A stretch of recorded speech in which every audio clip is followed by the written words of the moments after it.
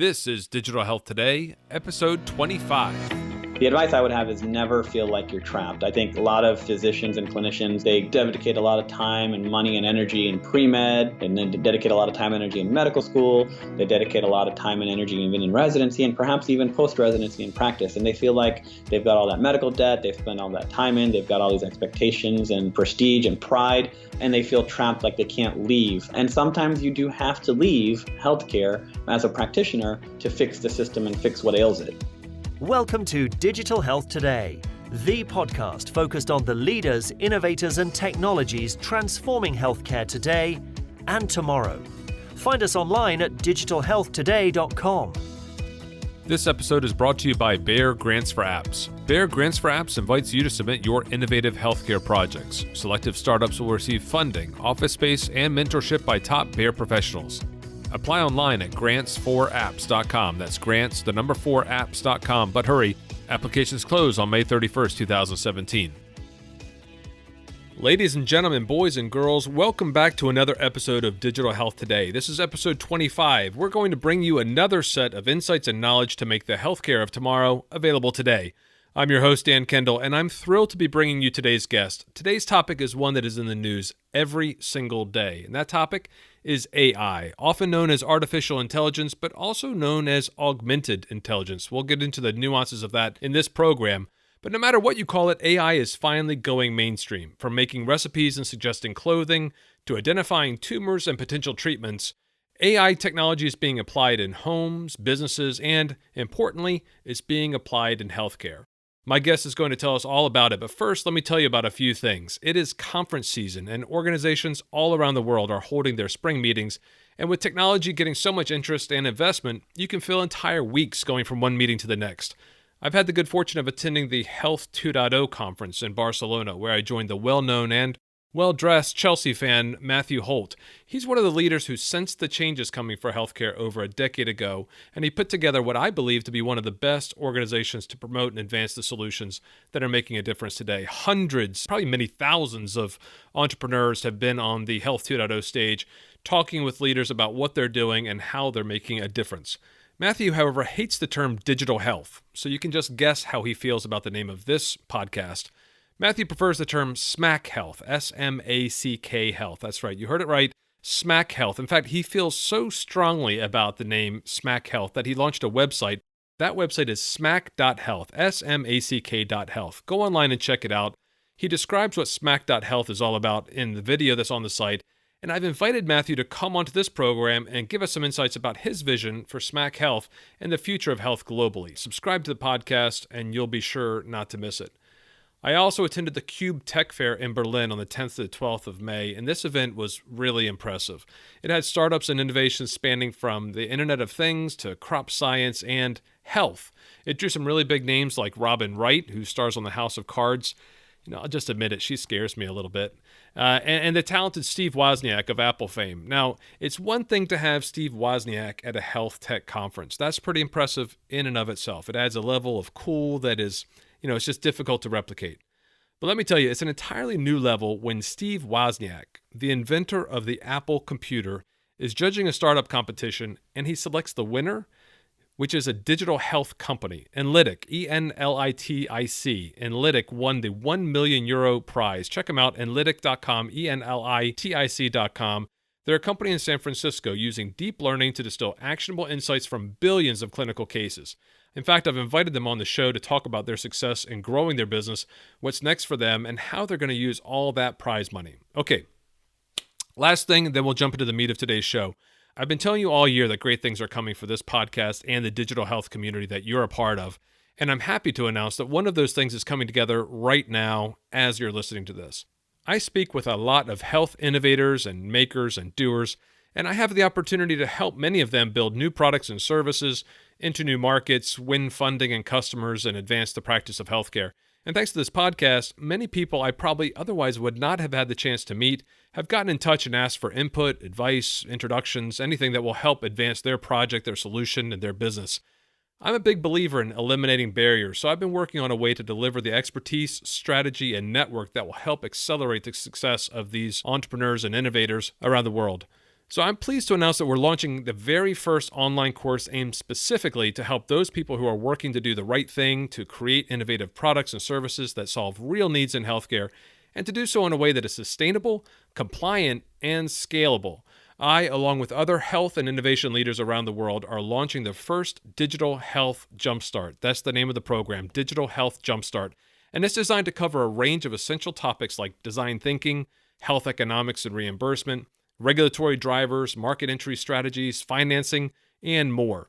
The doors to the course aren't open yet, but I invite you to go to the website and register your interest. Go to digitalhealthjumpstart.com and sign up to be among the first to enter. Space is limited, so don't miss out. Check out digitalhealthjumpstart.com or click on the links on the website digitalhealthtoday.com. Now, on to the interview. My guest today is Chaitanya Dahagam. He's a healthcare technologist and global partner innovation executive at IBM Watson Health. He studied medicine at University of Alabama. He was a general surgery resident at the University of Texas, and then he did what a lot of medically trained people are doing. He went into business. He's going to tell us all about IBM Watson Health, some of the projects and organizations they're working with, and importantly, how you can find out more and become a partner with Watson Health yourself. He gives some great links to the resources and materials that are available. I know you're probably driving or exercising or multitasking in some way. I do the same thing when I'm listening to podcasts. Don't worry, we have all the links and information captured in the show notes. Just head over to digitalhealthtoday.com/25, and everything is neatly organized for you there. Now let's dive into the interview with Chaitanya Dahagam. Chaitanya, thank you very much for joining me, and welcome to the program. Hi, very, very nice to be here. Thanks for having me, Dan. Chaitanya, I've shared with the listeners a little bit about your background and some of the things you've done before you got to IBM Watson. Can you tell us a little bit more about your personal journey that got you to where you are today?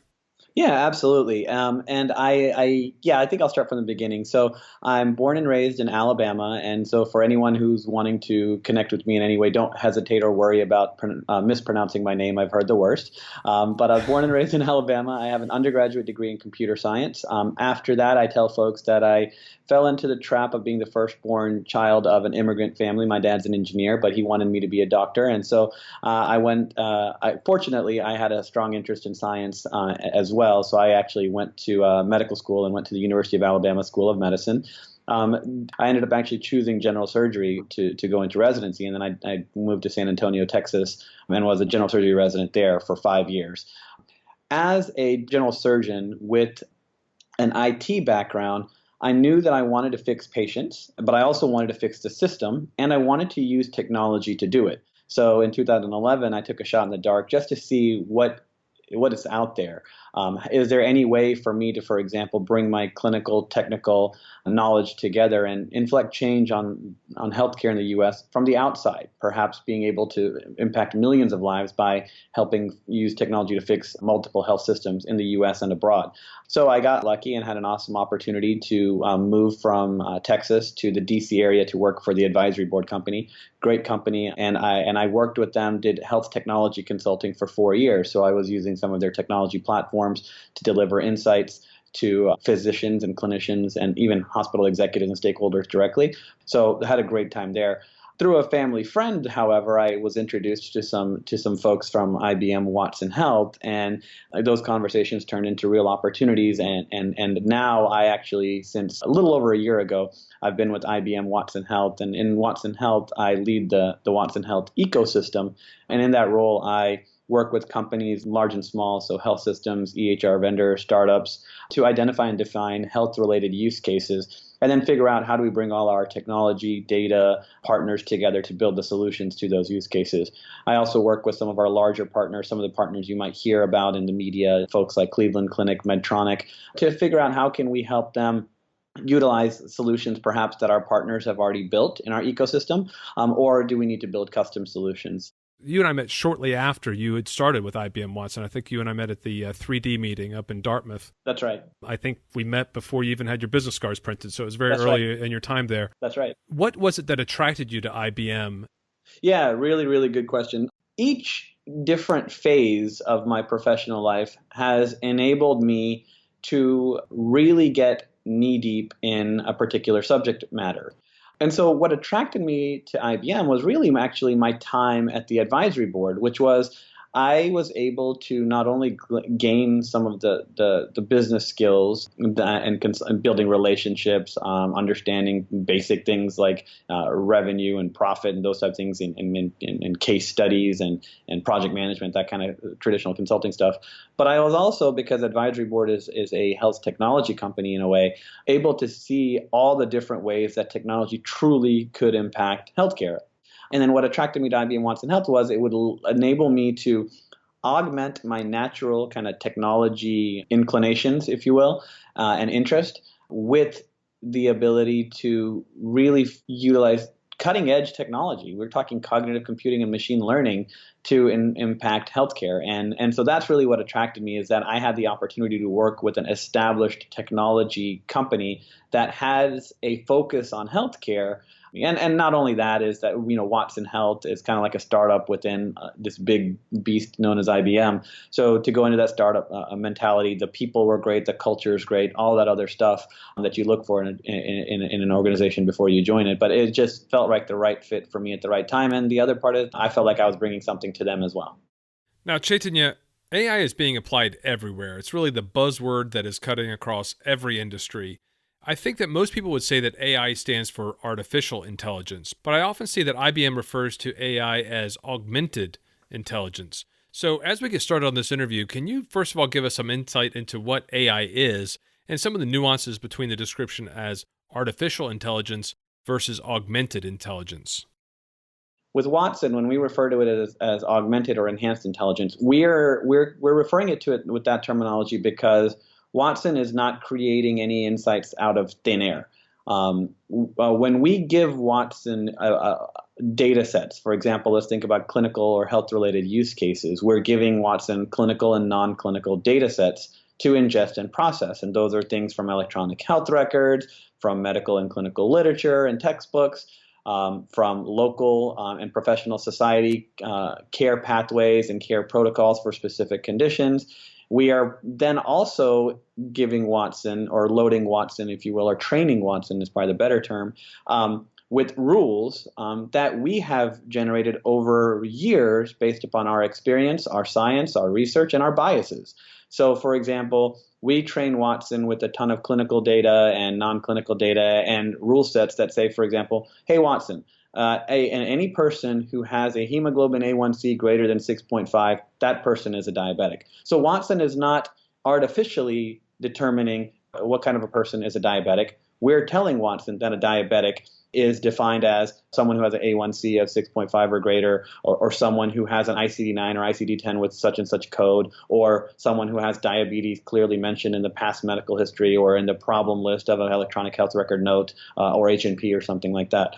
So that initial layer of training that Watson receives is not artificial. It's provided by us as humans, again, based upon our knowledge, our research, our experiences, and our biases.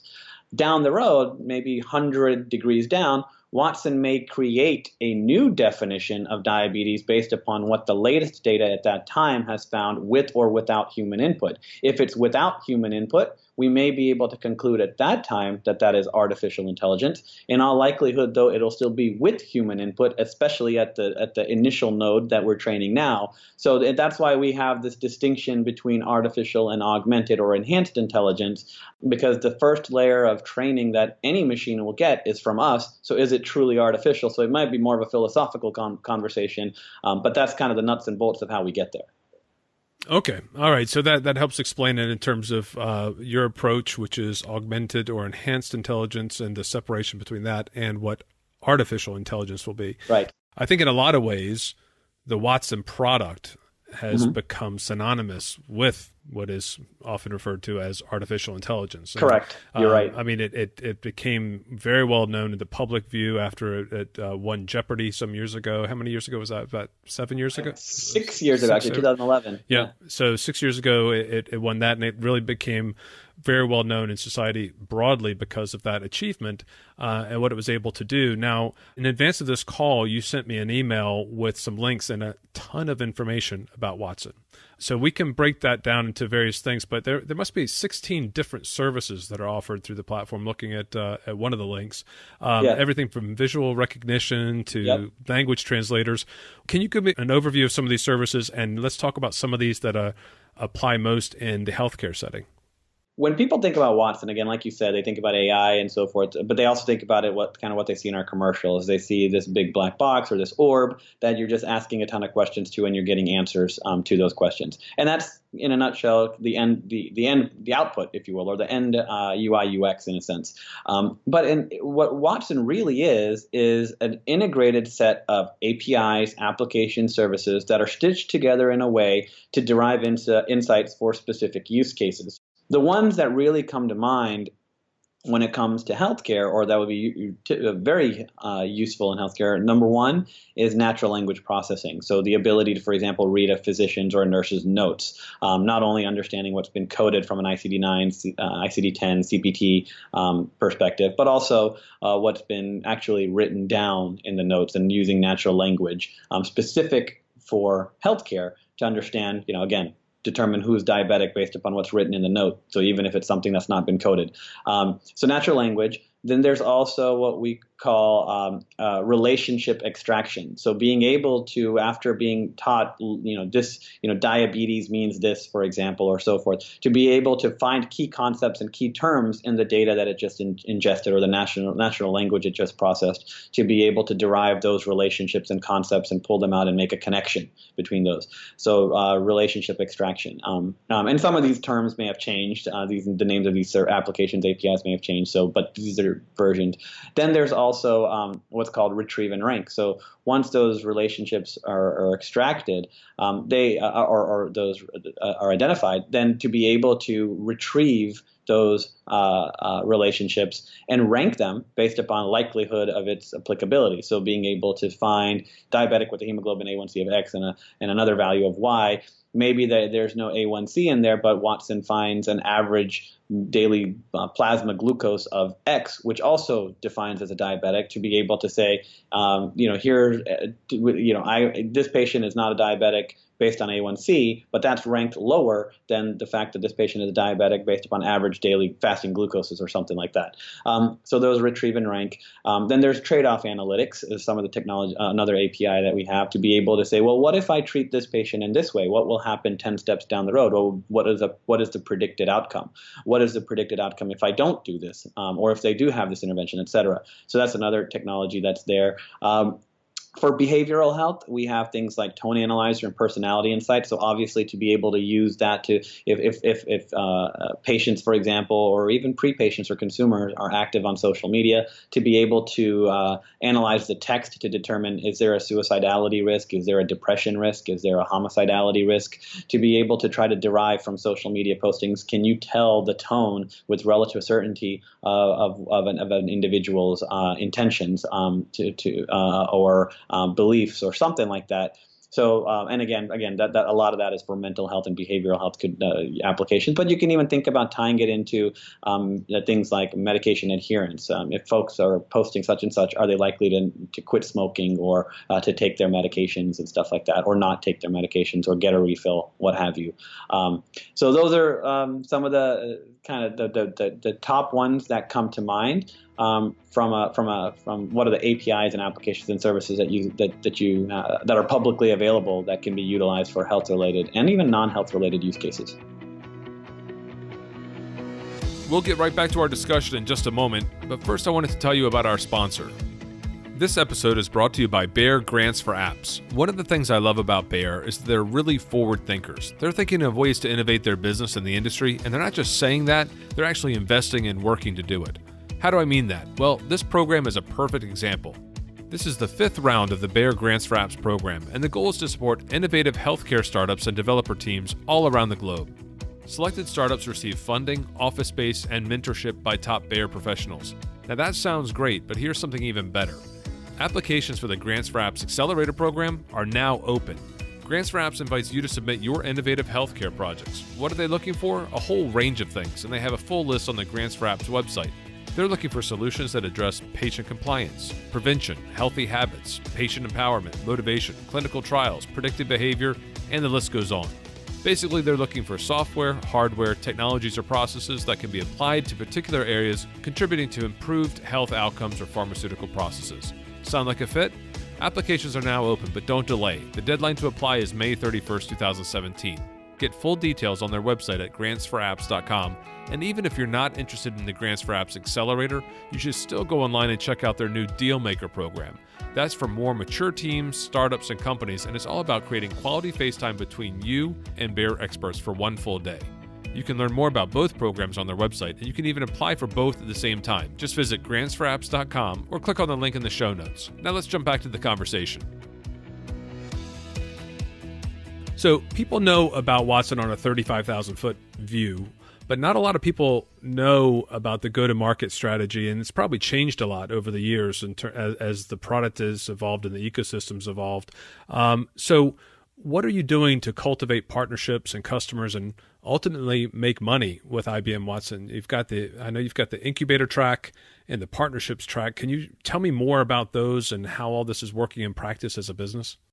Yeah, they're two-pronged because there's two types of organizations, at least, that are trying to figure out exactly how to use Watson technology. First, you have these large companies. Again, I think I may have referenced them earlier in this interview, but Medtronic, Cleveland Clinic, and some of these larger organizations. And the way that we're partnering with them is for very large strategic initiatives. Think industry transformation. Think for not only nationally but also internationally. So those are much larger strategic partnerships. They have specific either maybe their use cases or specific business objectives. Medtronic, for example, you see the deployment of a consumer-facing app for diabetics called Sugar.IQ to help predict hypoglycemic events well before they happen, so folks can be in the right place at the right time around near food or orange juice, cookies, et cetera, to prevent hypoglycemia and make sure that data is also pushed back to their provider to help treatment regimens and so forth, and lifestyle changes and so forth. So that's one side. What we're doing in the Watson Health ecosystem is to try to enable some of these smaller companies, the startups, the true health disruptors, if you will, that are trying to do things in different ways, and they are aggregating tons of data. So we're working with them to help them figure out how can they aggregate all the data in a HIPAA-compliant environment to truly deliver personalized and contextually relevant health and wellness guidance to patients, pre-patients, and consumers, to deliver personalized, contextually relevant clinical decision support to providers and caregivers. And there's even some who are innovating and taking that exact same data set and trying to help employers make sure that their employees are getting guidance to the right incentive programs and benefits, that they're taking advantage of everything their employer health plans or their employers have to offer to take care of themselves and prevent themselves from getting sick, but also if they do get sick, making sure they get the right care at the right time by the right people for the right cost. And then also extending some additional insights to payers and trying to help them for those types of use cases. And then we're also seeing some of these startups interested in education, clinical education for patients and providers. Can we truly disrupt, for example, medical education? Now that we have machines that can ingest and process a large volume of information, does medical school still need to be all about memorizing as much as you can and regurgitating as much as you can? Or can it focus more on keeping things personal because a machine's doing all the impersonal things as data abstraction, and we as diagnosticians become validators. We as technicians become OR support, if you will, to robots that might eventually be doing the operations. So I know I went off on a little tangent there, but that's how we're working with companies, is the large ones, much larger strategic commercial partnerships, but then also with the smaller companies to help enable them and support them as they build and deploy disruptive solutions for healthcare. Where do people go to find out about those things? Where's the best website or best link that they can start to see how they can get involved? Yeah, the first step I always recommend to folks is to go to our IBM Bluemix environment. So it's if they just Google IBM Bluemix, Bluemix, an IBM space Bluemix, and then they'll get to a Bluemix catalog. And I think I also included that link in some of the stuff I've sent you. But that's number one. And our Bluemix environment right now is not HIPAA compliant. So if they're interested in HIPAA compliant solutions, then they can go to ibm.com/Watson/health. And then they can see some of the stuff that we're doing for health. For health, the next step would be, if they're truly interested, is to contact me so that we can explore how to get them to start defining use cases, getting data together, and building solutions. So those are the two big places that I always refer folks to, is to go start in Bluemix, and they can start playing there. They can start loading their own data sets and utilizing the APIs, applications, and services that are publicly available. But then in Watson Health, they can begin to see how we can start trying to build solutions together to really displace the workflow. We will have a HIPAA compliant Bluemix, if you will, within Watson Health soon, so they can start doing some of that. But the timeline for that is later this year. Yeah, you mentioned some of the larger companies that are involved in your partnership track, and there's some other companies that aren't quite as large as the Medtronics of the world, like Genie MD or WellTalk and Bright-Minded. I know I saw them in your slide deck that you sent across. Can you tell us a little bit about some of those great solutions, maybe some of the things that spring to mind in terms of some of the really great approaches that are transforming the way that people are interfacing or accessing healthcare? Yeah, so I think the one we always talk about is WellTalk, primarily because that's also something that IBM employees are using. And so when we think about consumer-facing health solutions that utilize Watson, WellTalk's the one of the first ones. So that's one that enables kind of it knows about us as employees. It knows about maybe any health risks that we may have because it's kind of connected with our benefits department and so forth.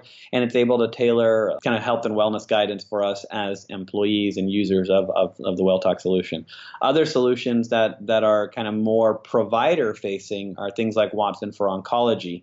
And these are technologies that this is an offering that we actually have at IBM that is able to ingest and process data from an EHR, so clinical data, as well as oncology data for specific cancers. I think breast, colorectal, lung, gastric cancer are some of are four of the ones that it can target. But to be able to make sure that they're getting the patients who have been diagnosed with those cancers are getting the right, for example, chemotherapeutic recommendations, surgery recommendations, clinical trial recommendations. So those are the two big ones that I would talk about, probably WellTalk from a consumer perspective, and then Watson for Oncology from a provider perspective. Can you give us any flavor about what's happening outside the U.S. and some of the things that are partners and opportunities that might exist beyond the 50 states? Yeah, a really, really good question. We're just now in Watson Health, trying to get a lot of visibility.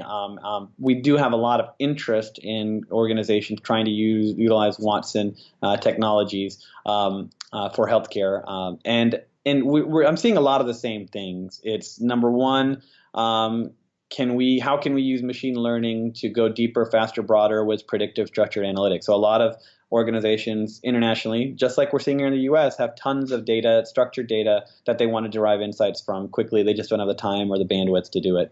And we're also seeing similar needs to aggregate a bunch of unstructured data and ingest and process a lot of unstructured data. So all these disparate data sources, bring them all together, normalize them, and derive insights using cognitive computing, machine learning, and so forth. The interesting thing, though, that you do see is that some of these countries, number one, if they do have electronic health records, they're more centralized. So they do have, because of the way that they've been using EHRs, some of them for some time, they already have a lot of this data in one place. And so it's a little bit simpler to become an analytics exercise. Commercialization, it becomes a challenge. And we see a lot of this because IBM, again, is a global company, 400,000 employees or so across the globe. So, and offices in many, if not all countries. But in any case, that's the number one thing, is that a lot of the data that is existing is already there. So it's a little bit easier, if you will. The second piece is the compliance rules and regulation. Obviously, every organization or every country has its own set of compliance and rules when it comes to health data. But we do have some potential to utilize the technologies there. Again, still early, so a lot of these are being explored. But the challenge, though, is very, very similar. I'm seeing across the board. The number one challenge is always compliance. So there's the data piece and so forth. Then there's also culture. So even if we want to do all this stuff, can you truly, the holy grail of all of this, whether we use machine learning or not, is behavior change of the patients and the consumers and the doctors and the providers. So we're seeing a lot of cultural shifts that have to happen. And then cost, it's still expensive. And so even if countries have all this data and they have the readiness to do the cultural shifts that are required, the cost is sometimes prohibitive. So figuring out how to account for those 3 C's at least is still a unique challenge. So see some different. I guess the short answer is internationally seeing a lot of more similarities than not, but there's still a lot of interest. Where people begin to get scared when they start talking about augmented enhanced intelligence is when we start talking about that in terms of decision making. Correct. And whether things like Watson are going to begin making decisions about our health and treatment. Is this really a valid concern in your view? I think it's a valid concern, but it's not something that Watson is going to be doing. So we are not we do not deploy Watson or talk about Watson as a decision maker. We talk about Watson as a tool to help and support clinical decisions that doctors and nurses will make. So if you think about a patient that might need to have a particular operation, rather than actually Watson saying do the operation, or Watson actually doing the operation, in fact, what it is it's something that instead of a physician spending hours of time abstracting data from multiple disparate data sources to understand what is a true diagnosis for this patient. Did I miss anything from an imaging standpoint, from a lab standpoint, from a history standpoint, from a clinical trial or medical literature standpoint? Am I giving the right care at the right time to the right patient using the best evidence possible? Watson will be the data aggregator, will be the data abstractor, will then provide the doctor or the nurse at the point of care with a menu of considerations saying this patient has, you should, Dr. So-and-so, you should consider this, and this for this patient. And then when you think about it just in a point and click environment, we'll get into a much different environment when we're talking about AR, VR, or augmented reality and virtual reality and just talking to Watson. But in a point and click world, you can then click on consideration number 1 and see why Watson, where's the data that led Watson to recommend or put that number 1. And then as a doctor or a nurse, being able to still be the final decision maker to say, yes, that makes sense. That lab value I validated the lab value behind this recommendation or consideration. I validated the imaging report and the imaging study. I validated the history. And most of all, I validated that with the patient, that this is what the patient wants based upon his or her quality of life expectations and needs and the support system, family, et cetera. So that's how we envision Watson, is to be a clinical decision support tool. We believe Watson will always be a clinical decision support tool. But Watson is not a decision maker. Watson is not an intervention deliverer. Watson is just a clinical decision support tool to help us use our existing technologies more efficiently. Do you think that's the way that the rest of the industry is viewing it as well? I've got at least 2 schools of thought in industry. One school of thought is the school of thought that's actually read up on Watson and the technologies that we're utilizing, and even talked to people from IBM to understand. They understand that we get it. This is a clinical decision support tool. But I agree with you. Those organizations that all they see is a computer, all they see is a commercial, and all they see and read about is other folks perhaps being anxious and nervous about computers taking over the world in healthcare. There's always that school of thought. So I always say in my conversations, and that's why when you go to when I say if they want more information about health, call me or contact me first. My first step is to help them understand what Watson is and what Watson isn't. Kind of move them from the Watson's going to take over the world camp and make decisions for everyone camp, move them over from, no, Watson is a tool much in the same way as we use a stethoscope and a CT scanner and an EHR. Then once they move from that camp to the other. But I see both, but you're absolutely right. It is something that we have to fight to dispel the myth that Watson and other enhanced or augmented intelligence solutions are going to make decisions. That is not the case, at least as it pertains to Watson. It's a fairly new industry, really, at least at the level at which it's playing now. It seems to be. I mean, I'm not a computer scientist, but we're generating so much data, and there's such a focus on how we utilize this data to create real actionable insights, both on a personal level as well as on a population level. How do you view that the industry is going to change over the next 5 or 10 years? Are there going to be a lot more small players coming in, or is it going to be divided down to, let's say, the big 2 or big 3 companies that are chasing what Watson has been doing? I don't know. I wish I could predict the future. Maybe we need to ask that question to Watson and see what Watson says. No, I don't know. I think that right now, I know IBM, we have made significant progress. I do believe that one of the things that does set Watson apart from some of our competitors is that we have declared health to be our moonshot. So while you do read a lot about augmented, artificial, enhanced intelligence, whatever we want to call it. You hear a lot about machine learning and cognitive computing. The one thing you will always hear from folks at IBM and Watson is that we have a huge focus on using those technologies to improve health care, health quality, health outcomes, health efficiency, healthcare efficiency. So I think that's the most that we can say for now. Will we see more than one player and others, and maybe some smaller players?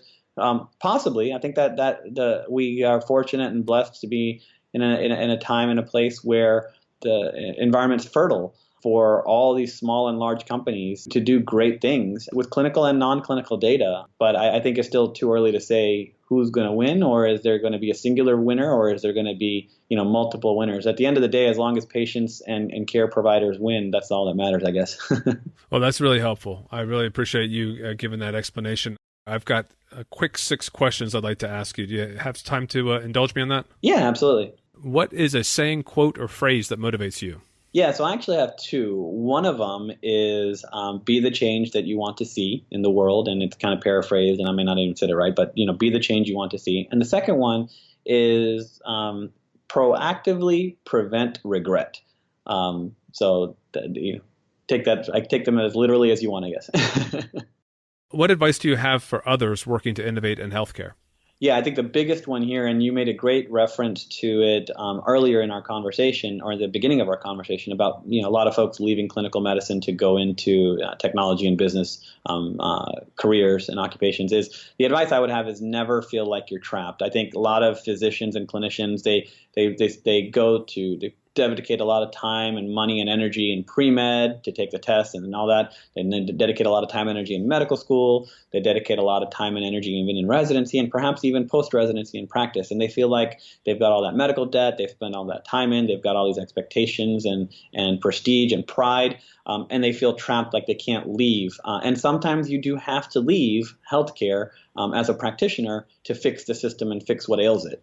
So that would be my advice: is no matter where you are in the healthcare spectrum, never feel like you're trapped or you're stuck, especially in the U.S. where we have great, we're privileged and blessed to have tremendous opportunities to do whatever we want. But never feel trapped. And if you can't get to an outcome that we can get to in your present state, figure out the best way to pivot. Call me, call other folks to figure out how to help you change the system, perhaps from the outside. What book do you recommend to our listeners?